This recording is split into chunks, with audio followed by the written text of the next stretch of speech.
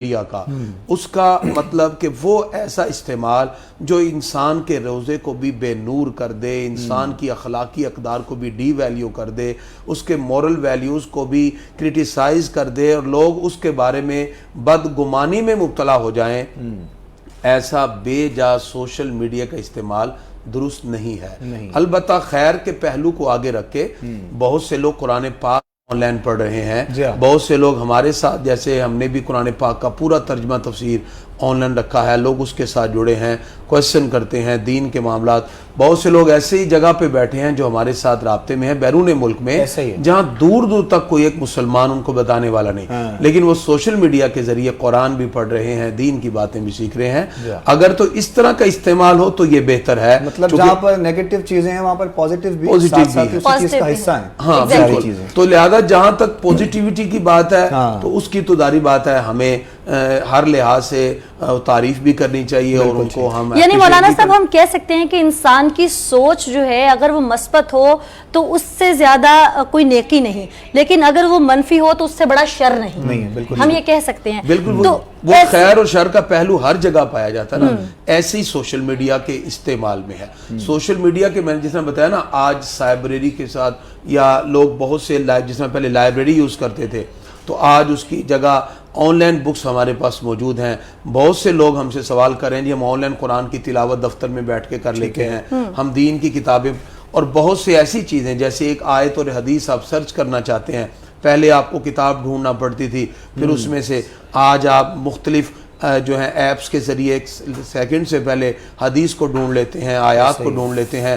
Different methods کو آپ دیکھ لیتے ہیں۔ آج میں میڈیکل کو بھی پڑھا رہا تھا اور ہیومینٹیز کو بھی، تو میں نے دونوں میں فرق یہ دیکھا، میں نے کہا اگر روزے کے بینیفٹس کی بات کی جائے تو میڈیکل والے اس کو میڈیکل کے اعتبار سے اس کو دیکھ رہے تھے کہ بھی اس میں اس کے ایفیکٹس پہ بات کی جائے، ہیومینٹیز والے کہہ رہے تھے اس کے اندر آپ پرابلمز کی بات کریں، مسائل کی بات کریں۔ اس کا مطلب ہے کہ دونوں طرف اگر ہم دیکھیں تو لوگوں کے اندر سوشل میڈیا سے یہ بات بھی اجاگر ہوئی، وہ اپنے روزے کے ساتھ ساتھ اس کے بینیفٹس کو بھی تلاش کر رہے ہیں، روحانی طور پر بھی اس کو دیکھ رہے ہیں، اور اس کے اندر دونوں ہی، جیسے میں نے بتایا سوشل میڈیا کے پہلو کے اعتبار سے کہ خیر کے جذبات بھی ہیں، جس نے سوشل میڈیا سے قرآن پڑھا، حدیث پڑھی، احادیث کے ساتھ سیرت طیبہ کو پڑھا، یہ خیر کا عمل اور بہتر عمل ہے۔ اور ایسا بے جا استعمال کہ جس کے اندر سوائے سوشل میڈیا پر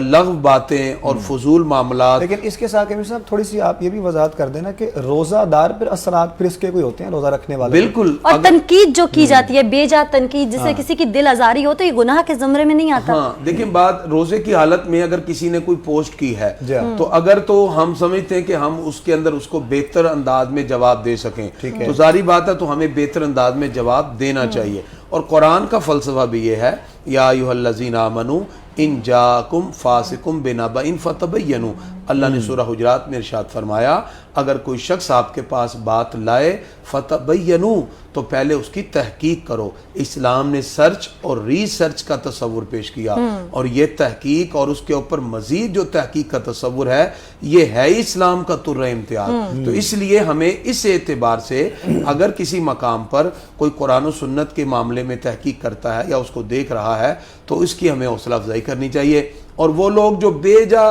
سوشل میڈیا پہ تنقید کر دیتے ہیں، بے جا کسی کا سوال اٹھا کے کسی کو کرٹیسائز کر دینا، جیسے کہ آج کل کے سیاستدان کر رہے ہیں، سیاستدان کا معاملہ دیکھ لیجئے، اب تو وہاں تو معاملہ اس سے بھی آگے بڑھ کر ہو چکا ہے نا۔ وہاں تو آپ یعنی صادق و امین والی جو ٹرم یوز کی جاتی تھی، اب تو ہمیں دیکھنے میں حیرانگی ہے کہ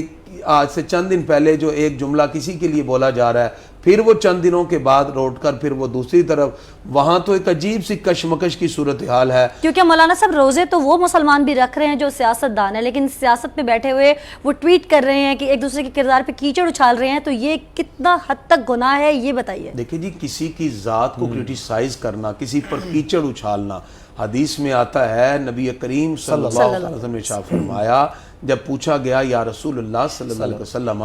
اگر ہم کسی کے بارے میں وہ بات کریں جو اس میں ہو تو کیا یہی بیک بائٹنگ ہے، یہی غیبت ہے؟ آقا علیہ السلام فرماتے یہی تو بیک بائٹنگ ہے، یہی تو غیبت ہے، اور اگر وہ اس میں نہیں پائی جا رہی پھر تو تم نے بہتان لگایا، پھر تو اتہام ہے۔ یعنی کسی کی ذات میں پائی جانے والی چیز اس کی عدم موجودگی میں کہی جائے، اگر اس کے سامنے کہی جاتی تو اسے ناگوار گزرتی، یہی بائک بائٹنگ ہے، یہی تو غیبت ہے۔ اور اللہ تعالیٰ قرآن پاک میں فرماتا ہے اپنے مردہ بھائی کے گوشت کھانے کے مترادف ہے یہ عمل۔ اب اس سے آپ اندازہ لگائیں کہ مردہ بھائی کے گوشت کھانے کا اس لیے کہا گیا کہ جیسے ڈیڈ باڈی اس کے خلاف کوئی بات کریں وہ اپنا دفاع نہیں کر سکتی، ایسے جس کی غیر موجودگی میں بات کر رہے ہیں وہ بھی اپنا دفاع نہیں کر سکتا۔ تو جو بھی پولیٹیشین ہے، میں تو آج ایک بڑا اچھا جملہ، ہماری ایک نشست تھی، بڑے تمام ایجوکیشنسٹ تھے، انہوں نے کہا جو پولیٹیشین ہوتے ہیں وہ آنے والی کبھی بھی نسل کی پرواہ نہیں کرتے،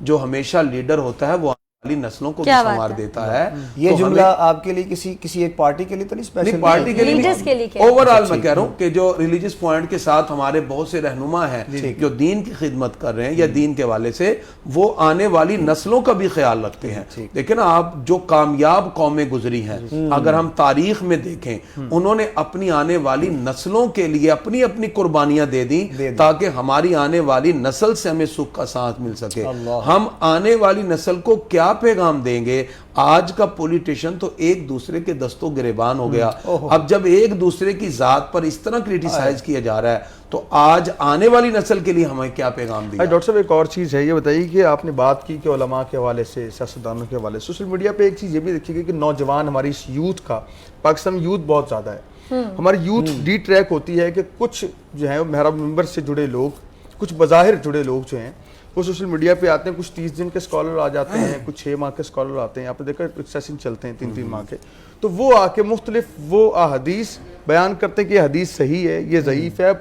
انسان جو ہم لوگوں کے کم پڑھے لکھے لوگ ہیں، ہم اتنا دین سے اٹیچ ہماری اس طرح نہیں ہے، تو ہم غور و فکر کرنے میں مجبور ہو جاتے ہیں کہ کیا یہ حدیث ٹھیک ہے کہ نہیں ٹھیک ہے۔ جس طرح مولا کا کوئی کال آ گیا ہے تو کسی اور ہستی کے ساتھ منسوب کر دیا ہے، وہ کال مولا علی سرکار کا ہے، کسی اور سے منسوب ہے، تحقیق نہیں ہے، اب بغیر تحقیق کے ایک چیز شیئر کر دی جاتی ہے، پھر کہا جائے 10 لوگوں کو اور بھی شیئر کر دو ثواب ملے گا۔ یہ جو ٹرینڈ چل نکلا ہے وہ ایک نام نہاد 30 دن کے جو اسکالرز یا سیشن اسکالرز نکل آئے 3 ماہ کے، ان کے جو کام خراب کیا، نوجوان کو ڈی ٹریک کر دیا، آپ کیا کہتے ہیں اس حوالے سے؟ دیکھیں جی، اس کے اوپر تو بالکل کوئی دو رائے ہونی ہی نہیں چاہیے۔ آقا علیہ الصلوۃ والسلام فرماتے ہیں من کذب علیہ متعمدا،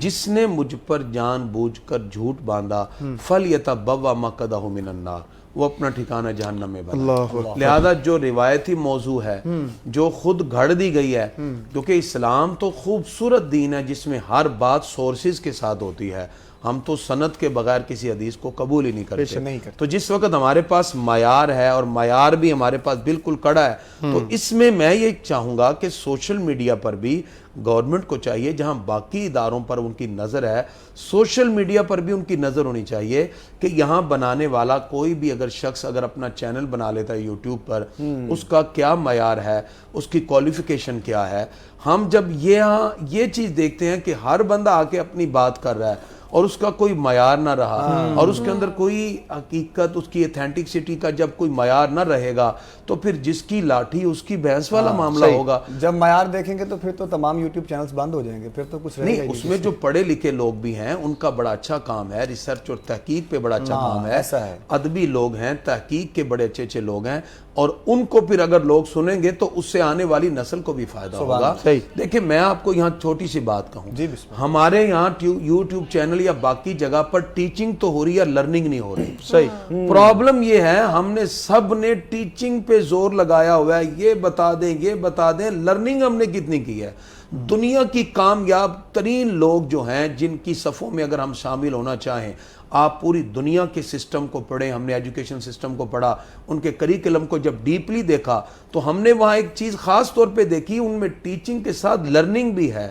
ہمارے ہاں لرننگ نہ رہی، ہم نے صرف چند چیزوں کو اٹھایا اور ڈیفرنٹ میتھڈ کے ساتھ ہم لوگوں کے سامنے اس کو پیش کرنے لگے۔ ہم نے ٹیچنگ میتھڈز تو بنا لیے لیکن ہم نے اس میں آنے والی نسل کو، اپنی عوام کو، اپنے گھروں میں بیٹھے ہوئے خواتین کو، افراد کو لرننگ کتنی کروائی ہے؟ جس وقت لرننگ نہ رہی، صرف ٹیچنگ تک اب محدود رہ گئے تو الفاظ کی منہ شگافیاں تو ہیں، پریکٹیکلی پرفارمنس ہماری ختم ہوتی گئی۔ تو پریکٹیکلی پرفارمنس کے لیے میں چاہوں گا کہ اگر آج یہاں سے آپ نے آواز اٹھائی ہے تو صرف آپ سوشل میڈیا کے چند معاملات تک نہ رہیں، اس کی پریکٹیکل پرفارمنس کے لیے لوگوں کے اندر لرننگ کا جذبہ پیدا کریں. اگر جیسے میں نے آج ایک جگہ پروگرام تھا میرا, اس کا ٹاپک تھا حسن ظن, تو میں نے حسن ظن پہ بات کرتے ہوئے سامعین سے کہا سب سے پہلے تو آپ اللہ سے اچھا گمان کریں تو لوگوں سے اچھا گمان کریں گے. بعض لوگ تو اللہ رب العزت کے بارے میں بھی گمان ٹھیک نہیں. اب میں نے اس پہ حدیث پیش کی, ایک دن آقا علیہ الصلوۃ والسلام گزرے تو ایک صاحب دعا کر رہے تھے اللہم اغفر ان شئت اللہم اغفر اللہم اغفر ان شئت اللہم ارحم ان شئت. سرکار فرماتے ہیں یہ کون سا مانگنے کا طریقہ ہے؟ یا اللہ اگر تو چاہے تو بخش دے, چاہے تو رحم کر دے. فرمایا جب رب سے یقین سے مانگو گے اللہ بھی تمہارے گمان کے مطابق ہی تو عطا کرے گا.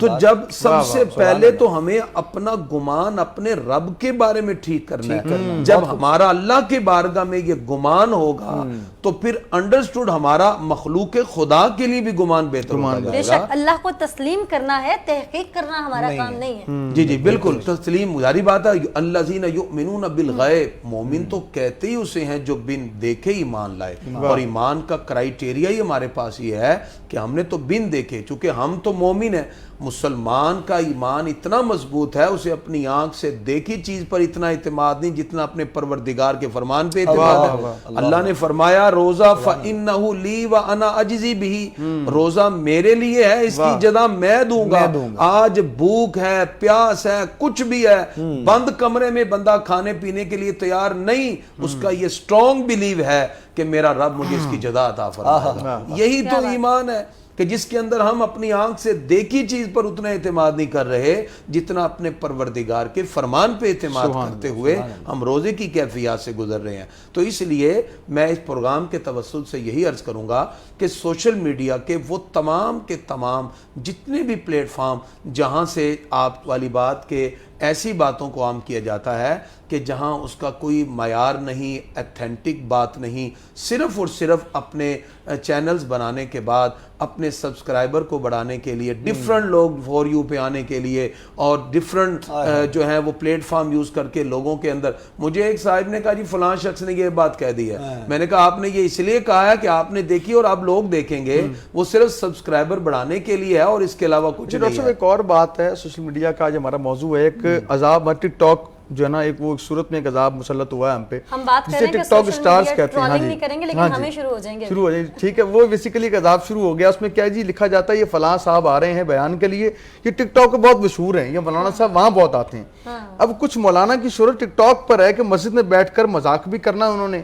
ایسے جملے بھی کہنے جو اللہ کے گھر میں مناسب نہیں ہیں, اور پھر ایسا وضع قطع رکھنا کہ آپ بظاہر تو عالم دکھ رہے ہیں, صرف دکھنے کی حد تک عالم ہیں, آپ کے قول و فعل میں جو نا عامل جو نا ایک عالم والی بات نہیں ہے. تو ایسے جو علماء جو ٹک ٹاکر ہیں اور مشہور اس وجہ سے ہیں, اور یہ ایک المیہ ہے ہم پر, ایک عذاب مسلط ہو گیا ہے, کیا کہتے ہیں اس پہ آپ؟ دیکھیں جی دین تو سراسر سنجیدگی کا نام ہے. بے شک جب کوئی بھی عالم ہے, اسکالر ہے, پڑھا لکھا شخص ہے, سب سے پہلے اس کے لہجے میں, پرسنالٹی میں, شخصیت میں سنجیدگی جھلکتی دکھائی دیتی ہے. وہ کردار ہی کیا ہے کہ جس نے بیٹھ کر ہوٹنگ کی یا لوگوں کے سامنے صرف ایسی بات کی جس سے لوگ خوش ہو جائیں, اللہ اس کا رسول ناراض ہوتا ہے تو ہو جائے. حدیث میں آتا ہے, سرکار فرماتے ہیں ویل لہو ویل لہو, ہلاکت اس بندے کے لیے, ہلاکت اس بندے کے لیے جو لوگوں کو ہنسانے کے لیے جھوٹ بولتا ہے. یعنی وہاں کرٹیسائز کیا گیا. تو لہذا ایسے لوگ جو میں ان کو کہتا ہوں کہ لباس خضر میں یہ چھپے ہوئے وہ لوگ ہیں جنہوں نے صرف اور صرف ظاہراً وضاقتہ علماء کے لیے ہے, یہ علماء کی صف میں نہیں ہے. عالم کا ایک معیار ہوتا ہے, وہ اپنی بات میں سنجیدگی رکھتا ہے, اس کی گفتگو کے اندر ایک بات کے اندر ایک حکمت پوشیدہ ہوتی ہے. اور سرکار دو عالم علیہ السلام نے جو فرمایا کہ انما بعثت معلما, فرمایا بے شک مجھے معلم بنا کے بھیجا گیا. آقا علیہ الصلوۃ والسلام جس ڈیزگنیشن پر فخر کر رہے ہیں وہ معلم اور استاد اور ٹیچر اور عالم کا ہے. اور جب آقا علیہ الصلوۃ والسلام نے ایک معلم ہو کر پھر اپنی ذات کو لوگوں کے سامنے پیش کیا کہ سنجیدگی اسے کہتے ہیں, وقار اسے کہتے ہیں, گفتگو اسے ہے, متانت اور سنجیدگی کے ساتھ اپنی بات سے لوگوں کو متاثر کرنا یہ عمل ہے. حسن اخلاق سے کردار کیسے بہتر ہوتے ہیں, لوگوں کو اپنے آپ مورل ویلیوز سے اپنے قریب کس طرح کر سکتے ہیں، یہ ایک عالم کے کردار سے ہوتا ہے. جی ڈاکٹر صاحب ایک بریک لیتے ہیں، انشاءاللہ واپس آ کے تفصیلی کلام کریں گے، یہیں سے سلسلہ جوڑیں گے کلام کا. یہاں لیتے ہیں ایک شارٹ بریک. حاضر ہوں گے یقین کے ساتھ کہ آپ کہیں نہیں جائیں گے.